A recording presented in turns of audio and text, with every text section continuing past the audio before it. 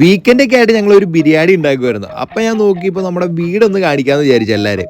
ഇംഗ്ലണ്ടിലെ സണ്ടർലൻഡ് എന്ന് പറഞ്ഞ സ്ഥലത്താണ് താമസിക്കുന്നത്. ഇതിന്റെ അടുത്തുള്ള മെയിൻ സ്ഥലം എന്ന് പറഞ്ഞാൽ എയർപോർട്ടൊക്കെ ഉള്ള ന്യൂ കാസിലാണ്. അത് ഇവിടുന്ന് അരമണിക്കൂറാണ്.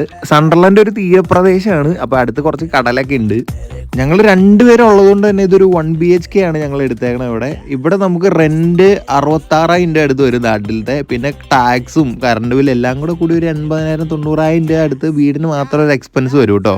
ഇതാണ് വീടിന്റെ പുറകുവശം. നമ്മുടെ നാട്ടിലത്തെ പോലെ അപ്പുറത്തെ പറമ്പിലേക്ക് വേസ്റ്റ് വലിച്ചെറിയാൻ പറ്റാത്തതുകൊണ്ട് ഈ 2 ബിന്നിലൊക്കെ ആയിട്ട് വേണം ഇവിടെ. പിന്നെ ഇവിടെ സ്വിച്ച് ഇട്ടാൽ ഗേറ്റ് തുറക്കുന്ന സംഭവങ്ങളൊക്കെ ഉണ്ട്. പിന്നെ അത് തുറന്നു വരുമ്പോൾ തന്നെ കാണുന്നത് നമ്മുടെ കാറാണ്.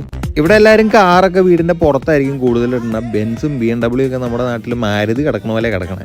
എല്ലായിടത്തും ഞങ്ങളുടെ ഫോട്ടോ ഒക്കെ വെച്ച് അലങ്കരിച്ചിട്ടുണ്ട്.